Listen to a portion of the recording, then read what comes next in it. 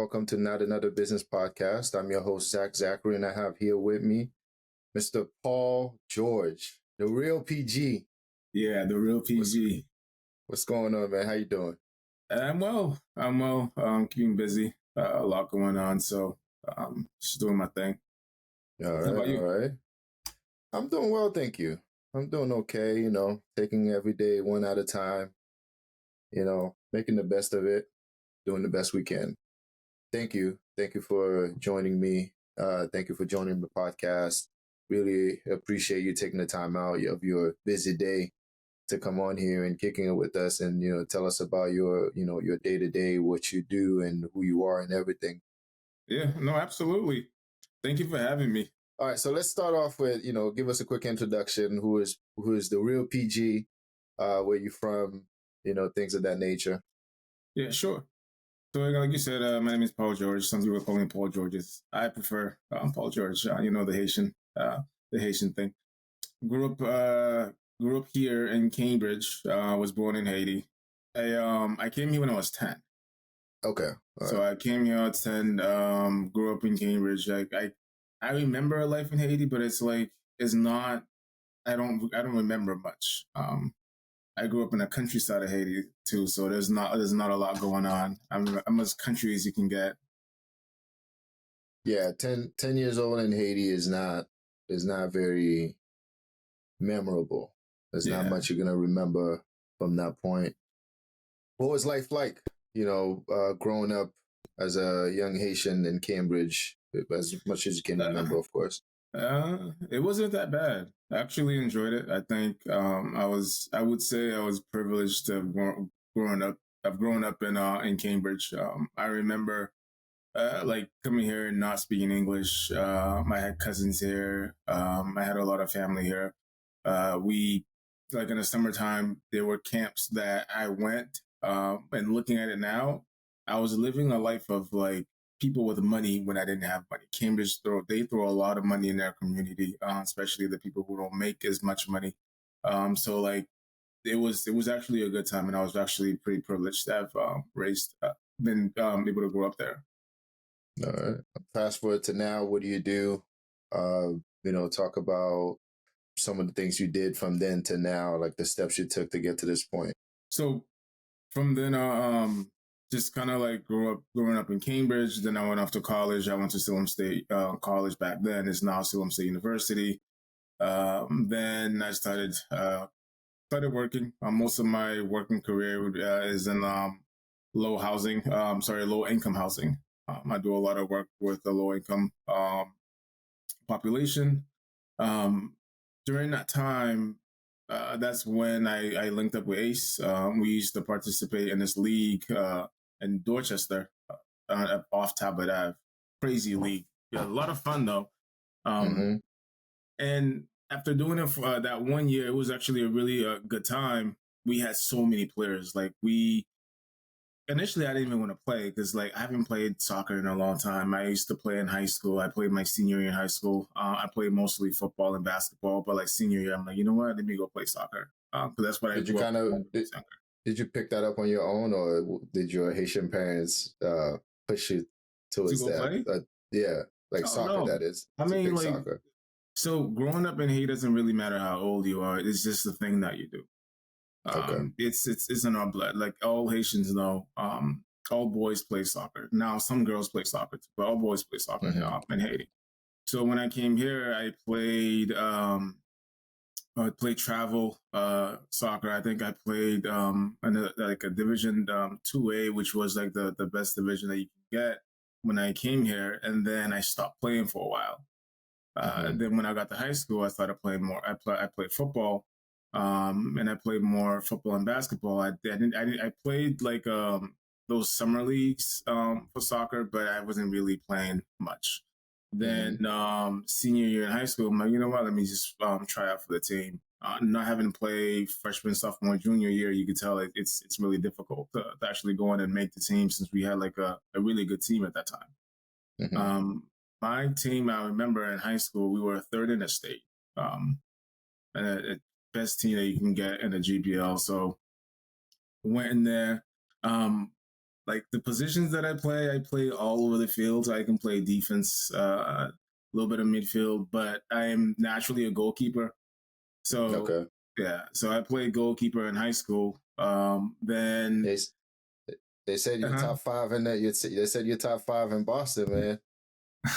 The top five I keeper. was really good. I remember being really good. So when we played, I remember one time going out to that Talbot soccer league, and that's where I Ace was doing these things, so I went there to watch, and I remember the game that it was bad. Like his team got murdered, and he looked at me like, "Yo, Paul, we need you on a goal." So I'm like, normally I don't play for free, but you know what? I'll play for you guys. Then the team was So at really that good. Like, time, are you done with school and everything? oh yeah, yeah. And so at that time, you're That was kind of like a later free on. agent. That was my college years. I didn't play soccer in college. I didn't see the point of playing soccer in college. Um, Okay. I wish I played now. To now I understand. There are different levels to the game. For me, I thought if you're not gonna get a scholarship, why even bother? Mm-hmm. Um, so that was my mindset. So I'm like, you know what? Since I'm not being recruited, I'm not. I don't plan on actually playing professional. So like, why go play college ball? Because it's a lot of commitment. Okay. So yeah, so that was like in the summertime, and I decided, you know what? Let me just when I just played for Ace's team, and then we had so many players at that time. So he's like, you know what? Let's just do our own league. Let's just do Mm-hmm. our own league. We had about like 45 players. Couldn't get everybody was fighting for playing time, and let's just go ahead and just do our thing and start our own league. And that's how D1 Soccer League started. Okay. So at that time, are you a part of that, conversation and analyzing everything and saying, okay, here's what we can do and here's what we should do? Or are you just like, yeah, sure, count me in, like I'll bring a team, or just let me know when it starts and then I'll come along? Um, so we had a very first meeting. We talked about like the league, what we wanted to do. I Mm-hmm. was more interested in bringing my own team or being part of a team. I Okay. think like Ace just like recognized like when I was running the team, when he was running his team in Dorchester, that I was actually one of the captains on the team. Mm-hmm. Just like people kind of listen to me when I talk. So he's like, okay, you can run your own team. I'll have my own team, and we'll have the board. That was like the first season that we ran the league. It was crazy. It was more of like a bunch of friends getting together and playing, and it just got way too competitive. So did you, what was, if you could remember, like what was going on in your mind at that point? Did you just kind of think of it as, this is just, just for the summer, just something to pass the time? Or what was going on in your mind, if you could remember specifically? Yeah. So when he brought it up, I was mostly like, okay, great. I wanna play. I wanna own my own team. It's always Mm-hmm. like soccer has always been a passion. We always played in the summertime, anyways. Um, After high school, unless you're playing college or you're playing for or professional, there weren't too many like semi pro or what you call like fun recreational leagues. Mm-hmm. We see like the Spanish league. We played that in Dorchester. That was fun, but that was a little too much for me. So Mm-hmm. when he brought it up, I'm like, that's actually a great idea. We have the players, we have the field, we have the resources. Let's just bundle it up and let's get moving. So you guys do the first season. How did that first season go for your team, at least? The first season it didn't do well for my team because we had a great team. So my team was called Black Lion, one of the original clubs of D1 Soccer. Mm-hmm. We started bad, but as the season picked up, we were one of the better teams in the league. We had the best players in the league. The league itself was like, even though it was made of a bunch of friends, we had like a couple of referees that came in. We were just still trying to figure things out. Like I remember we lost in the semifinals, and we lost because of Ace, because he was refereeing that. He was the ref that game. Mm-hmm.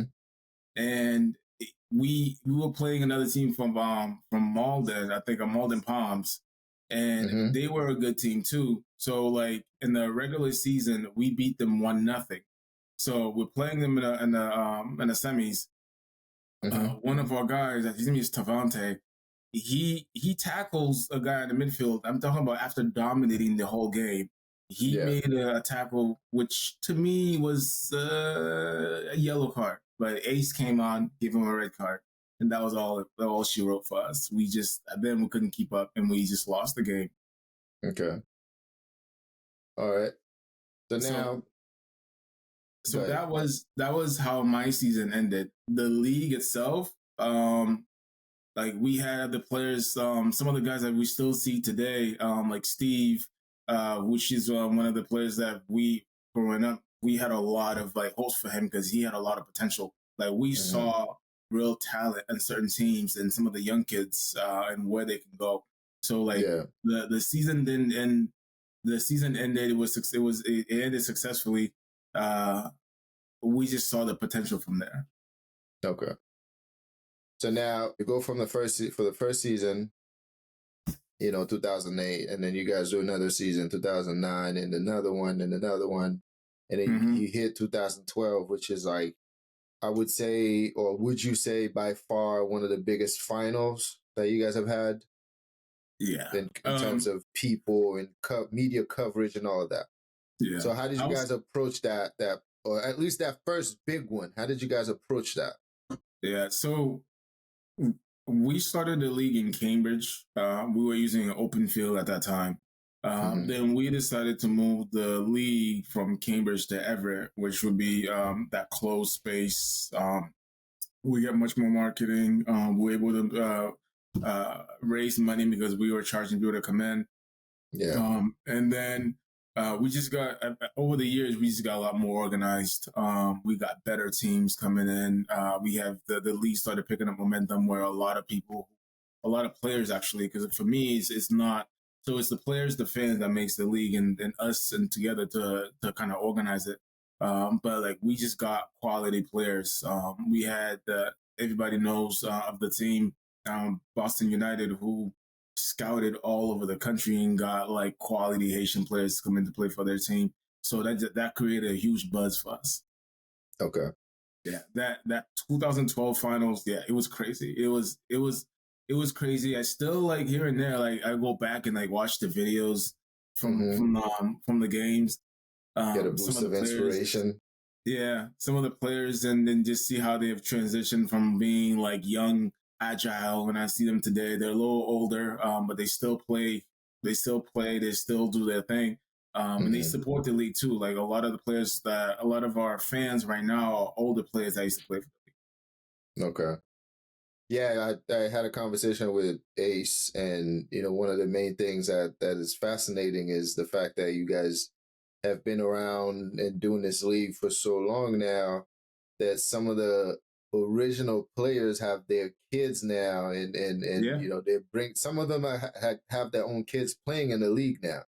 So it's like it's amazing how long the league has been around, and I don't think people really understand like what you guys have been doing in the community. Yeah, for sure. So, I mean, we're talking about 2008, and we're now in 2023. So that's a long time. It's 15 years. Yeah, that's a long time. Rocking and rolling, solid. That's dope. What's the goal at that point? Is this community based? We'll bring out people, whatever, bring some teams, doesn't matter, Haitian teams. Actually, let's just bring as many people we know, which is mostly Haitians, right? Yeah. Or are you thinking like, if we can bring some Haitians, some Dominicans, some Brazilians, some Africans, Salvador, are you guys thinking that? Or even is the league that diverse at that point? We're talking about like 2012? 2012 into kind of like the next season. So what's going on at that point as far as like the diversity? I mean, right off the bat, when we first started, I mean, soccer is diverse, right? We live in a diverse community. So like even when we started in 2008, we still had a lot of fans or players that was from different areas, for a Mm-hmm. different part of the country or from other countries, I would say. So like 2009, 2010, we brought in different teams from different communities. So we had a Somalian team, we had a Jamaican team, um, and as we progress, like we typically would only have like 4 or 5 Haitian teams. The rest of the teams are at times Brazilian. We've had, of course, like the Somalian team, Jamaican team, um, uh, I'll say regular American team, but like Mm-hmm. American team. So it's a huge diverse thing that right off the bat that started for us. Okay. From 2012 now, that season's done. What happens from there until now, or until So 2020 before we're doing the yeah, because you guys returned on for the pandemic. Is it 2020 or 2021? yeah, 2020. Walk me through that timeline. Sure. So the season of 2013, we ran into some hiccups. Mm-hmm. At that time, we were trying to do something different. So we were at the stadium in Everett. We decided to hop stadium, so we'll do like a game in Everett and a game in Malden because we're trying to like bring the league to the next level. And from Mm-hmm. then, things just started getting more complicated for us. We ran into some issues in the field in Malden. The city wasn't happy with the amount of noise that we're making. We had some of the fans that was causing a lot of issues. One specific issue that I remember, we had fans that came out from Boston, and they were acting out.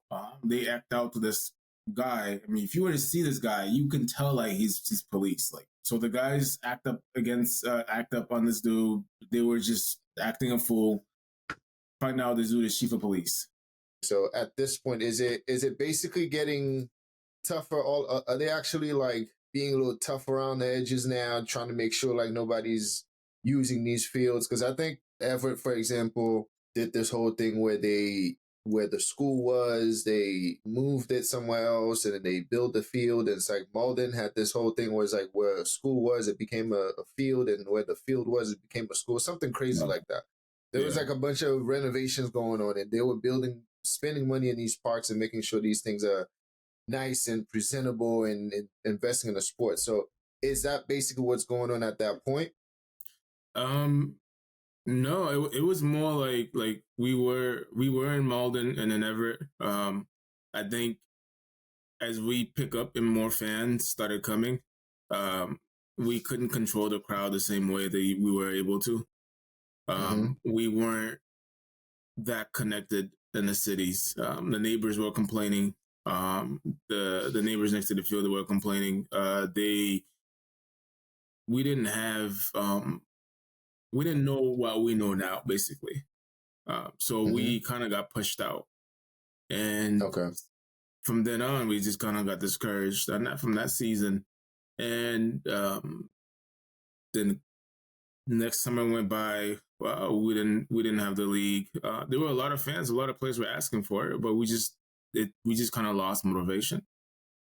Okay. And this is in Yeah. 2013. Yeah, so 2013, the season didn't. That was the issue with 2013. Then 2014, 15 went by. Um, uh, we just didn't. We weren't motivated to put the league back up. Okay. Yeah, the fans were asking for it. A lot of the players were asking for it. And then in 2020, uh, all of a sudden Ace called me like, "Yo, Paul, we got a lot of people asking for the league. Let's go. This is a great time. We'll put the league together." I'm like, I don't know. It's 2020, COVID. Um, Yeah, you're like, we're supposed to be at yeah, home and quarantine and exactly. everything. Yeah. Yeah, it's COVID. I got a quarantine. I ain't trying to get sick. Um, and I have a lot going on with work. I don't know.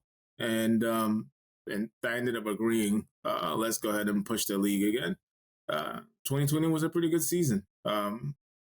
The finals, like per always, the finals don't disappoint. Like I always tell Mm-hmm. everybody, like if you miss anything with D1 Soccer League, you don't want to miss the playoffs, and definitely you can't miss the finals because that normally is our big banger.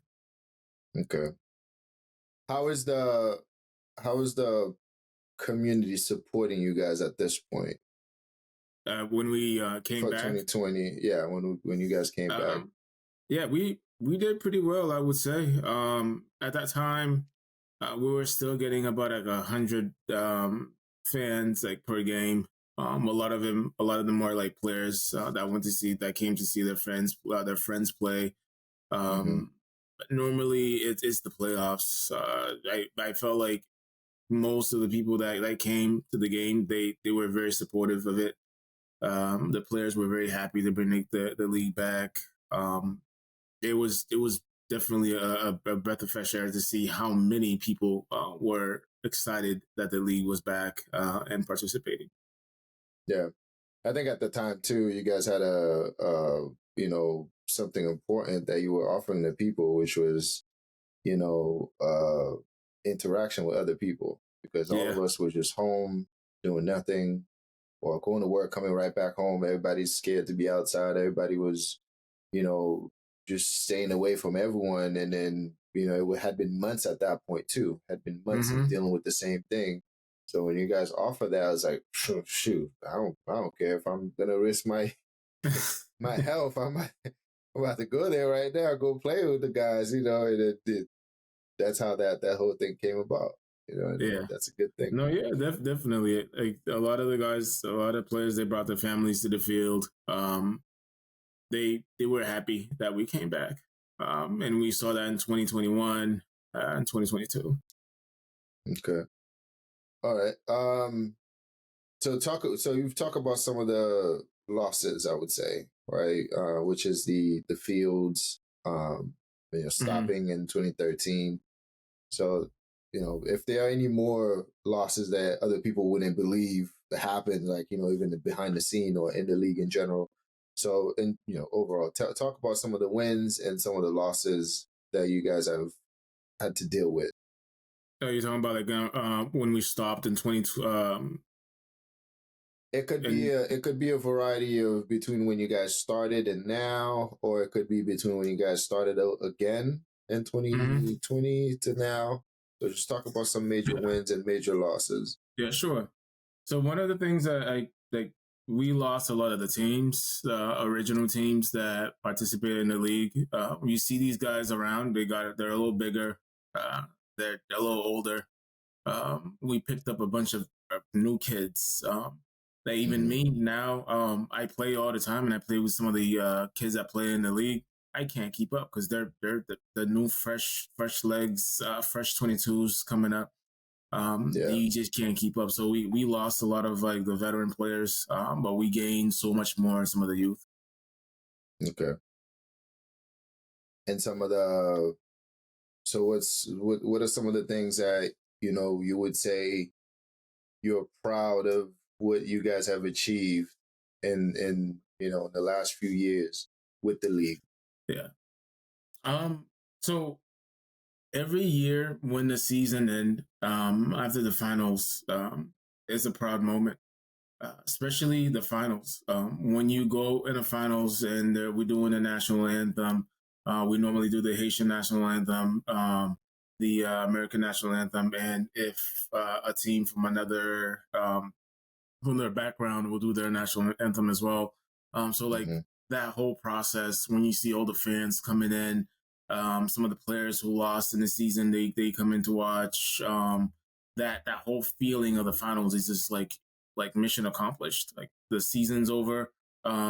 We're proud of the teams that participated, the players who made it happen, the coaches. Like when it all comes together in the finals, and like you get that proud moment. It smells like finals. It's a crazy Hmm. feeling. So like at that moment, it's like I said, it's mission accomplished.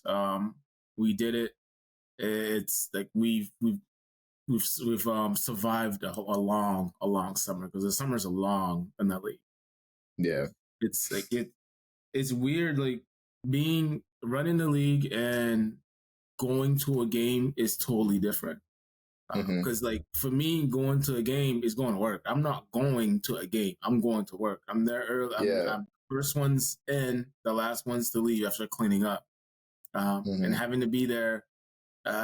from like the beginning of the season where it's not that hot to like the middle of July where sometimes you get like 190-degree temperature, and being there for 5 to 6 hours every Saturday and Sunday stuff. Yeah. Speaking of working, so how when was it that Ace was like, I don't know, man, I don't care how you feel about this, but you're gonna be the host and here's the mic and do your thing. Uh, When I don't when did that happen and how did that come about? I don't know actually. To tell you the truth, I think it happened maybe. I mean, I like being the guy in the background. But like, give me a mic and I like talking. Apparently, I just do. So I just one day, you know what? Let me just get on the mic, and like make announcements. Our major sponsors, people who are important to the league, I like to shout them out.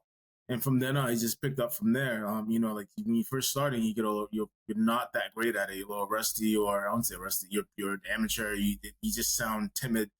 And then as you progress, you realize like, whoa, you hear yourself. And I started watching more of like English Premier League or Spanish League and trying to like, emulate, see how they talk or listen to talk radio podcasts. You pick up a lot of the skills and how to like get on the mic and keep things exciting and fresh. Yeah. No, definitely, and you do a good job at that, announcing everything. It's a little bit different than the typical Haitian Tisuit or Haitian like leagues and how they do these things. And it's like it's about continuously repeating what's going on in the game. But Yeah. your approach is a little different because you're you're following the game and you're giving shout out to the sponsors and all the people that are important to the league and everything. But that approach is very, very key to the experience for D1 Soccer League when people go there. Yeah. And it's funny too, like the first year that I think I started in like 2001, and some of the I'm sorry 2021, some of the players they'll give me a hard time. They're like, yeah, Paul, like why you sound so boring on the microphone. And we'll get like pressure from the neighbors, so you really can't just sit on the microphone and explain everything that's going on all the time because like, if you make so much noise, like the field is a little further away from all the apartments, but somehow we're still getting phone calls and complaints. So he's got to know like when to talk, and how vocal you want to be because the neighbors get annoyed. So being on the mic, even though you want to like explain everything and sound very animated like everyone else, like you see on TV, especially when you watch Telemundo and you hear this guy going 1,000 words a minute. Oh, you want to sound God. like them, but he will get kicked out real quick. Yeah. So with this last season, what were some of your favorite moments outside of the finals, of course, because I know that was an experience. Yeah, no, that was good. That was good. So there are a few teams that I like. We know when they're about to face each other, we get excited about it. So I play pickup with these guys as well. So in the middle of the week, I'll go out and see how they feel about the game coming up, and you can feel the tension. Like guys who are real close friends start like talking smack at each other. So you can see the tension building up between them, and I'll just start recording or just like, how do you feel about this guy? Blah blah what he said. So like there are a few games in the middle of the season I just couldn't wait to watch. So like even though I'm working and I'm not enjoying the game like everyone else, but I like being able to like watch every action and see how like the different teams, the different friends communicate or go against each other during the games. Yeah. No, it can get really competitive. The D1 Soccer League is crazy like that. You better come correct. You better come prepared. This ain't no mom and pops, like, put a couple teams together and let's run it. I mean? This is like serious. This is solid, players all around, solid situations going on, and there's tension between teams and everything. Like it's real because everybody's trying to win. You know what I mean? Like if you come in just thinking like, whatever, like it's just for fun, like you're gonna end up losing like 27-0 because the other So, team is not gonna it's not gonna hold back. Whatever team you face. so there was I also like watching Ace's team because whenever his team plays, I just like seeing the stress that this guy goes through. What team is that? Um, G City. Okay. So Ace will tell you. What is So Ace will tell you that what's y'all problem with G City, man? We might have I to have a whole personally section about G City and how G City came about, and the rise of G City and or the rise. fall, because I don't know how high G City has ever gotten, and for it I to be mean, at this point. let's just say this: in order for you to fall, you must have been up somewhere. So G City never fell from nowhere. All right, I, so I knew something like that was coming. I knew something like that was coming. so it's not my issue with G City. So Ace will tell you, I'm a fan of the game. Yeah. I don't really have a team that I follow, even watching professional. And if I do, I don't tell people about it because I'm a sore loser in a way. So I just can't stand there and watch my team lose and just have people antagonize me about my team losing. So like Yeah. people ask me, Paul, what team do you follow in the World Cup? I'm like, I don't know, whichever team wins. But I have my team. So I remember not this World Cup, the last World Cup. What was it like? Yeah, I think it was like 2019. Oh, 2018. Um, which one was the World Cup? Yeah, 2018, because the last one 2018. was in 2022. That was last year. Yeah. Yeah, So I so remember 4 years. 2018. Like Ace is a huge Argentina fan, and he's about to go. There was I forgot which game it was, but it was a huge game, and I was at work, so I'm like, you know what? I'm leaving work early. I call Ace, so yo, where you watching the game? Like, yeah, I'm not working today. I'm watching the game at home. I'm like, great. So I call him up. I'm like, I'm on my way to your house. He's like, what? I'm like, yeah, and I'm bringing pizza. So I walked in there, bring a whole box of pizza with some wings, and I'm sitting there watching the game. But I'm not watching the game. I'm watching him, and I'm just like recording him as his team's getting an ass whooping, and he's pizza's right there. He can't eat it. He can't even eat. No, that's what I enjoy.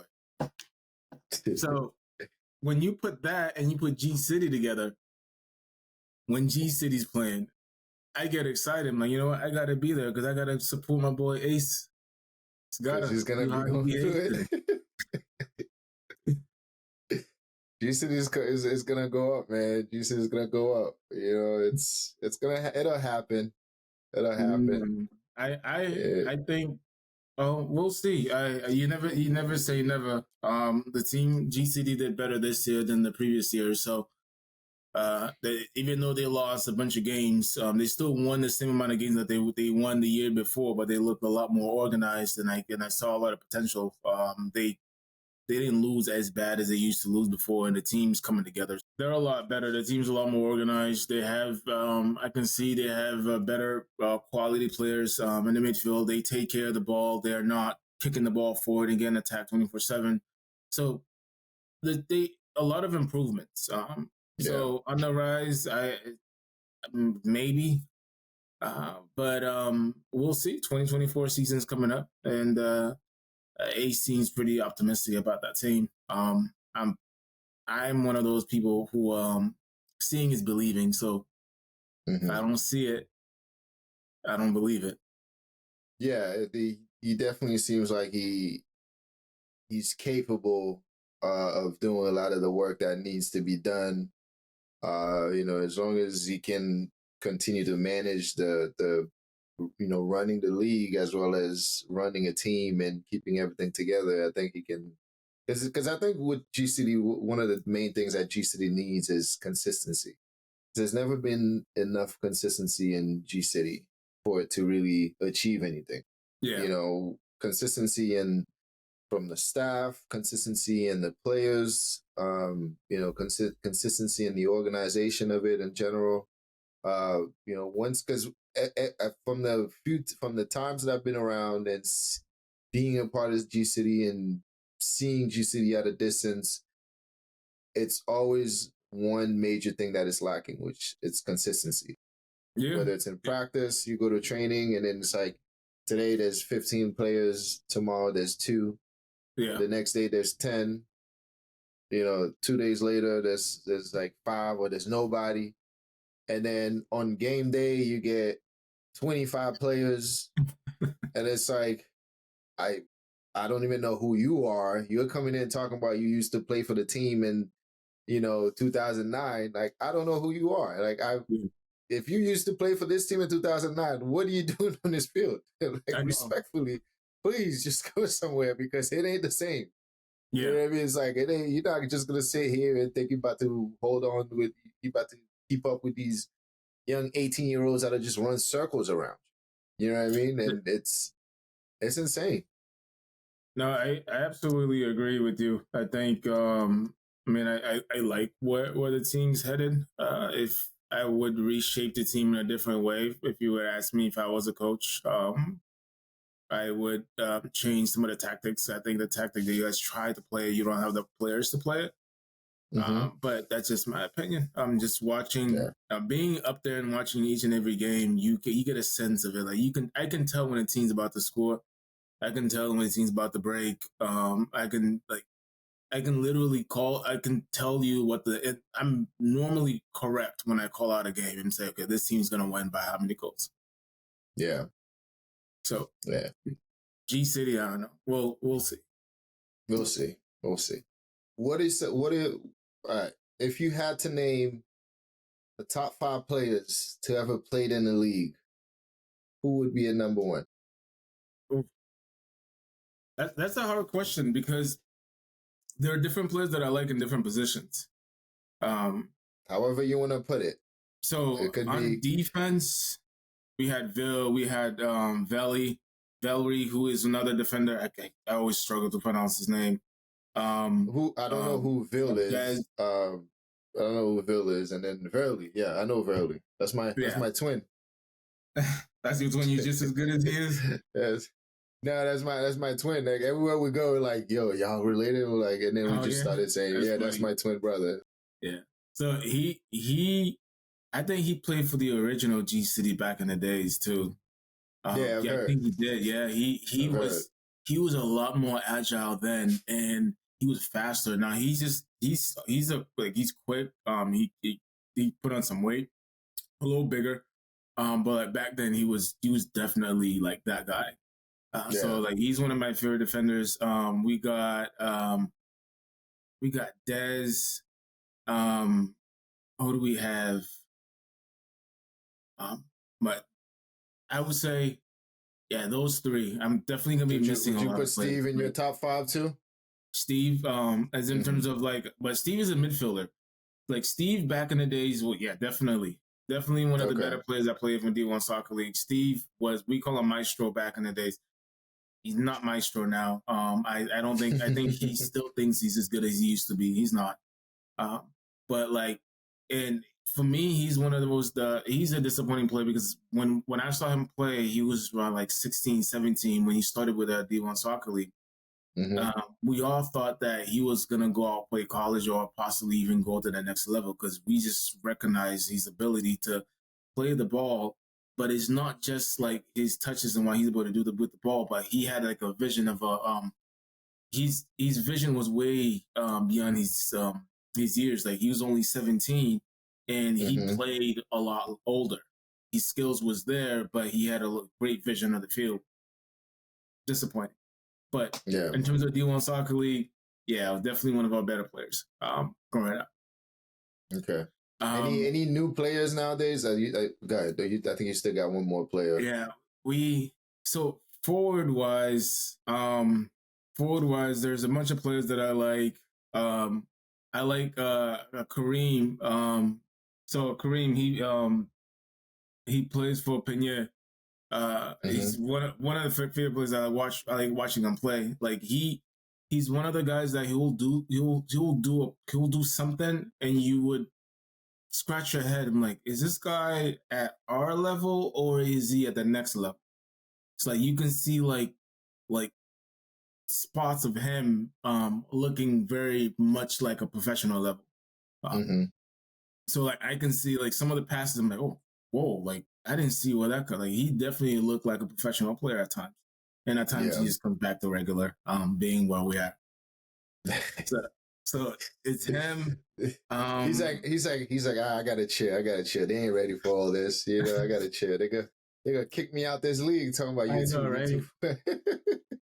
Um, so who else do I like as a forward? I like Gimsley. He used to play for Malden Palms back in the days when he was young. He was another player that was very impressive. Mm-hmm. Now he's He's a little in, he's older. he's in suspense now, right? He got Yeah, he's hurt in too this suspense. season. Yeah, but he's him in suspense and him back in the days two different. Gimsley back in the days he looked like a legit striker. Yeah. Now Didn't he's okay. didn't he have the most goals last season? Or he was No, at least no. number two or three. He had most goals back in I think 2011. Okay, okay. He's definitely a great player. Yeah, I think that's a solid top 5, 6 ish. Yeah, it's and I'm pretty sure a lot of players are I don't like know. I don't know if Ace is not gonna be offended because Ace might think that he's in your top 5. You know, Ace. yeah. Um, maybe top 5 security guard. I don't know. Yeah, Nah. I'll tell him that. I'll tell him that. Um. Yeah. Definitely. I'm just trying to think top 5 players. Man, I wish I had time to think this through. You know Okay. what? Next time we talk about it, I'll have you a legit top 5. All right, for sure. Sure. All right. And there's also something that you haven't mentioned, and it's one of the things that make this league so great and so inspiring, and that is the fact that you guys have had players play in the league and move to the next step, whether that Mm-hmm. is even playing in their college. And have you guys have anyone that actually played in the league and then ended up making it, you know, somewhere further Professional. than even a Yeah. professional? Yeah. We've had a couple. Um. So Zachary, um, Pedro's son, he played in our league. He ended up playing for the New England Revolution. Okay. Um, so we were very proud of him. Um, who else did we have? Destin's brother, I forgot his name. He played one game for our league. He played for the Mm-hmm. Haitian national team as well. He also plays out in Turkey, I think, Mm-hmm. which is it's very good for him. Um, who else have we had? We've had players that used to play for the Reds played for us, um, but we also have had a lot of like players that went out and played college ball. Mm-hmm. Whether it's like Division 3, 2. I don't recall too many Division 1 players though. Yeah. I know with that too. There's a lot of teams that run into that issue because a lot of the players end up playing for their colleges, and in the middle of the season or right before playoffs, they end up having to transition over to their college and go Mm-hmm. through training, everything. Hopefully, and sometimes like that can be a little bit annoying too because you got players that are just like, yeah, I can't make this really important game and whatnot. Yeah. But That, regardless, it's still a good thing that they're you know blessing us with their presence. so that itself is one thing that we like. It's good and bad in one in a way. Excuse me. So we have players who in the middle of the season they have to go off to play for college. But at the same time, their games they're staying in shape. They're developing. They are learning from their peers. Mm-hmm. And by the time they get to school, they're already in tip top shape. Some of the players And then can't play for our league because they're committed to like a Division 1 and they can't play. Um, yeah, But one thing that I inspired to do for the league is just getting younger players that played for high school that may have not gotten to the next level because some players develop much later, Mm-hmm. and having and hoping that when they play for the league, their games can evolve and their Mm-hmm. play can evolve in a way that they can get recruited. We're trying really hard next season to bring in um, college coaches, local college coaches from um, Bunker Hill to maybe as far as like Harvard, which plays Division One, or Mm-hmm. UMass Dartmouth that plays Division One NCAA. So we're reaching out. We're trying to do an outreach program within the league to develop players to get them to the next level. Okay. Yeah, I was gonna point that out too. Hopefully at some point that can actually happen, because I feel like D1 Soccer League at this point is definitely a league just like, anything else. You know what I mean? Like, you got these students that get out of high school or go to college or get out of college and say, I played this season, you know, our team ended, so like with this record. And I think with D1 Soccer League, it needs to have that same power as well, to a point where, like Mm-hmm. you said, you could literally do an outreach and have coaches come in and scout and recruit players. You know what I mean? Because at that point, you got players that you probably have seen their name somewhere, and they probably applied for the school that you're coaching, and then you weren't gonna you were going to pass over them, Yeah. but then you see them in real life, and you're like, okay, you know what? Maybe I can give them a chance, especially in our community. You got Haitians that are coming in here at 17, 18, Mm-hmm. and they don't really have that backstory of like they played freshman and sophomore and they played junior year and is the record. So that'll give them a chance to see, oh, okay, he is actually good. Like, all right, cool. You know what? Let's get him in there and let's get him for practice. So Yeah. speaking of that too, what are some things that what can people look forward to this next season? Um, I can't make any guarantees, but I think the 2024 season is going to be the best season yet. Um, we've already started working. Um, uh, After the season ended, we took a couple of months off, and the work continued. So we're looking to be a lot more organized and organizing the players, organizing the game itself. So better organization around the player registration, team registration, to make Mm-hmm. sure that each player is it's fully registered, and we have stats for each player. So we want to go to a platform where if you come in and you played 30 minutes, we can recollect that and we can provide that information to someone who wants to know about it. Mm-hmm. So uh, so that's that. We're looking for different partnerships around our community to promote the league and also to promote their business. So that comes in. We even though we call them sponsorship, but we rather call them partnership because it's a give and take Yeah. situation that we're trying to put together for whatever business that want to work with us. So it's that we that whole thing about having college recruiters come out. We have had recruiters come out to our league. Last year we were pretty decent in having like two major recruiters. One guy from actually from Europe, Ireland. He owns a team out there, and he noticed two players that play from our league. Like, we want to be able to get to a place where we set this great atmosphere for the players to play, and the ones who stand out have an opportunity to play elsewhere. So Mm-hmm. it's those two things that we're trying to put together. In addition, we recognize that the league itself it's for the fans. So we're trying to package more entertainment throughout the season. We tried last year to bring one. We did bring last year one major artist, Gazman Kula. Good, big things for him and what he was able to do for us, DC, and performing for our finals. This year, we want to do that throughout the season.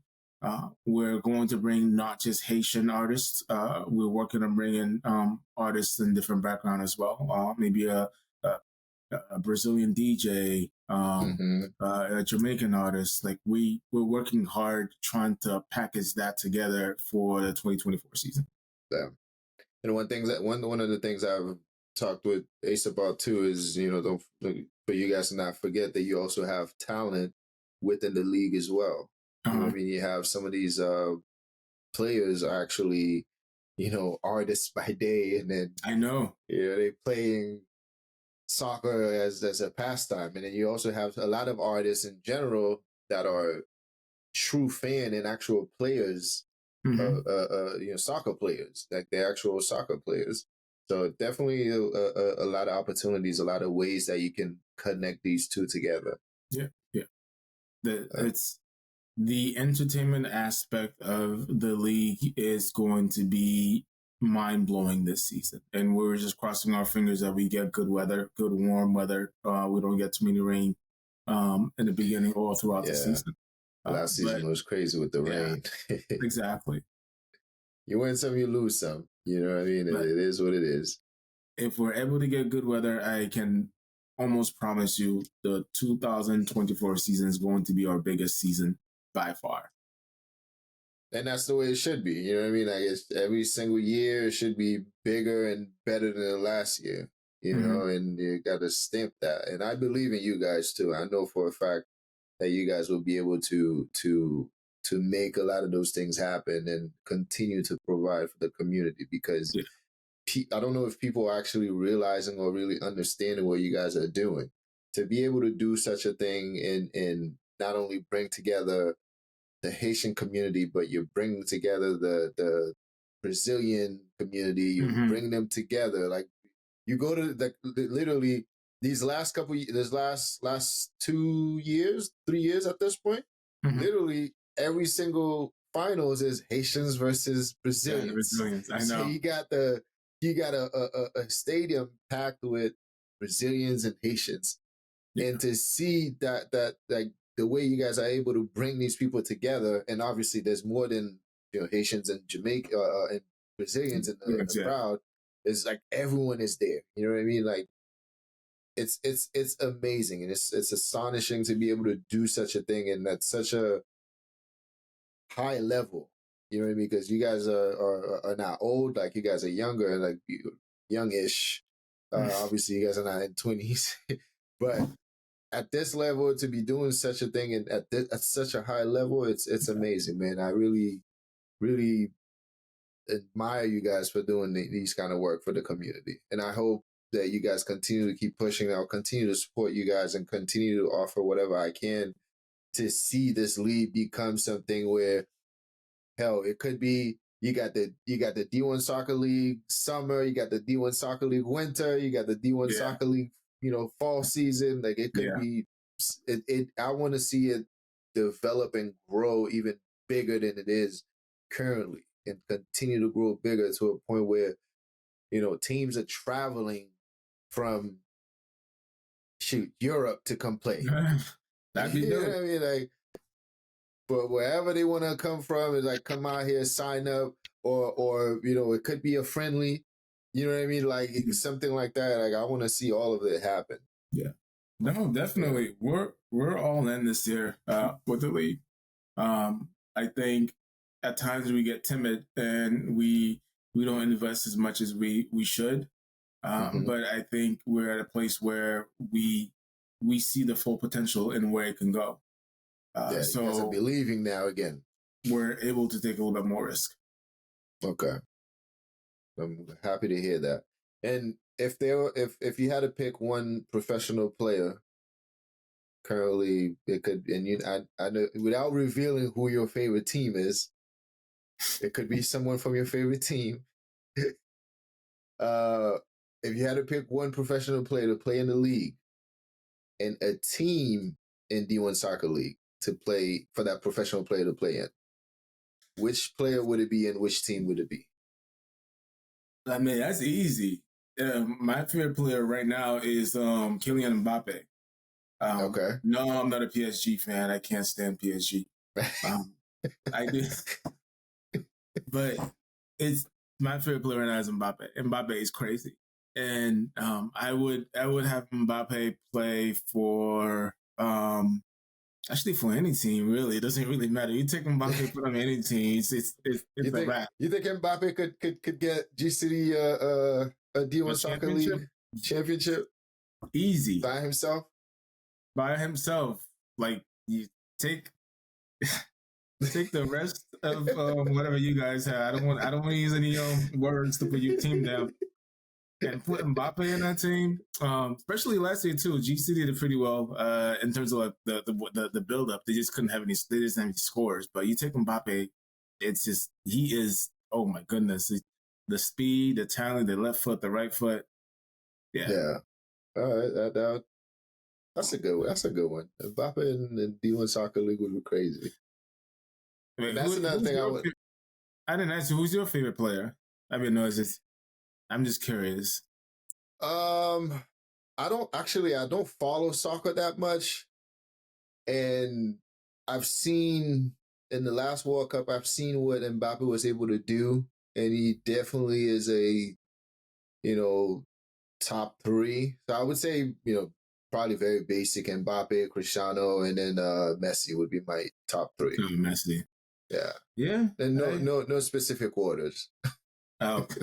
I don't want to deal with the whole, why isn't he on top of him? Like, it doesn't matter. Like, this is my top 3, and then that's it. I don't follow the game that much. Like, I should say, I don't follow them that much to know, okay, I would pick him over this one, and this is why. Like, I can't really go into full deep debate about that. Okay. But I saw those 3 guys in last year in the World Cup, and it was amazing, man. It's like watch, like, especially when one of the crazy things now is, like, especially last year, looking at what Messi was doing throughout the season and how he ended up winning the chip, being like most would agree his last World Cup ever, right? He might go full LeBron on us. You know what I mean? He might go full Tom Brady, and then in 4 years, he's back in there. You know what I mean? But in soccer, usually it's probably not going to happen. Yeah, it's not going to happen. And then it was between him and Cristiano Ronaldo, because he also is in his, he was playing his last World Cup. Yeah. I mean, Portugal and him, and they had a whole situation going on that kind of screwed that all up. Or maybe he did, maybe they screwed him up, or whatever that is. And then even Neymar. Yeah, Neymar also had, that was basically his last World Cup. But I always get the vibe as like, of Neymar always come off as like a full disappointment. It's like you look at him and you like, this is the guy, and then you're like, yeah, I guess he was kind of the guy. Like, he can do so much more. I think I always thought Neymar was overrated. That's just my opinion. Mm-hmm. He was never that guy for me. Like people always about like the best Brazilian players know like he's not even like close. Yeah, like, to me, even though he scored definitely more goals best for Brazil, Brazilian players. Probably not. Definitely not. No, he has scored more goals for Brazil than any other players in terms of like for the international team. But I don't. Mm-hmm. No, he's not it. It's definitely not. Actually, what are your thoughts on what they're doing currently, which is going for the $1 billion contract? What do you mean? So as in what Neymar and Cristiano Ronaldo has done, they go to Saudi Arabia, and I say $1 billion because it's like it's damn near close. Yeah. You know what I mean? But it's like it's not $1 billion, but it's damn near close. So what are your thoughts on that? Because I know that caused a lot of controversy because people are like, they're going to play over there where they know it's not there's no competition or whatever, or they're going over there because they're getting so much money, and people are them. They're looking at other people like, would you walk away from $700 million? Okay, I thought so. And so with those guys, and even with Messi, like, what are your thoughts on how that this whole situation is happening? Well, which one do you even respect the most? I mean, for Messi and Cristiano, I think they're doing the right thing. They're taking care of their family. They're making as much money as possible on their latter years of their careers. Like, they're not, like, you can't take Cristiano Ronaldo and put him in the English Premier League. It's just he's a little too old. He can still be a dominant player, but his prime is been gone. So why not make the money? That's how I feel. Same thing as Messi. Like, you already did everything that you can do in your professional career playing soccer. So now, get an opportunity to make money, have some fun, play in a lower division where you don't have to try as hard, and then make a lot of money out of it, and being able to play out in the Middle East where for kings and queens and having a great time. I mean, think about it. The only player I'm disappointed of is Mbappe still playing in France. I would like to see Mbappe play in the Spanish League or the English Premier League just to see how he would compete in a higher level. Okay.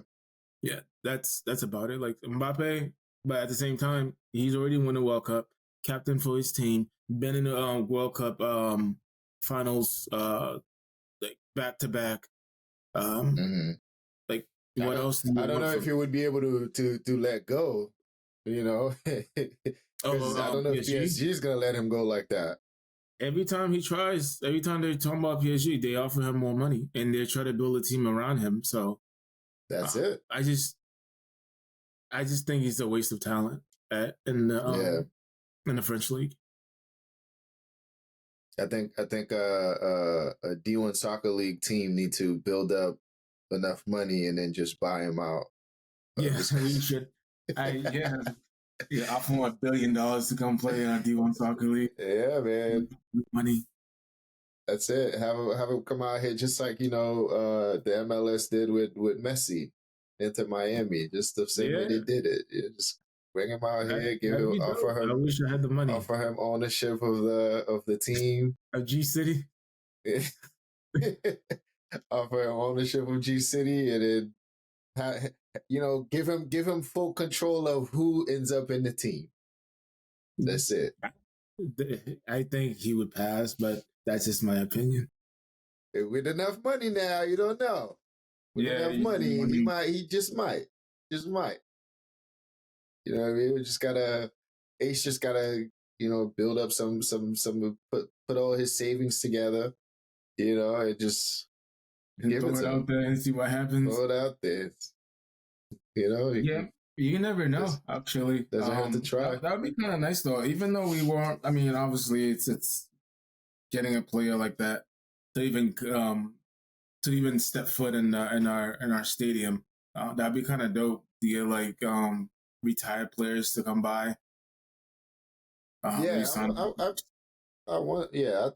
you guys will be able to figure that out, and I can't wait for that to happen. I want to see something major like that. It doesn't even have to be as a player. It doesn't have to be, or as a on the field player.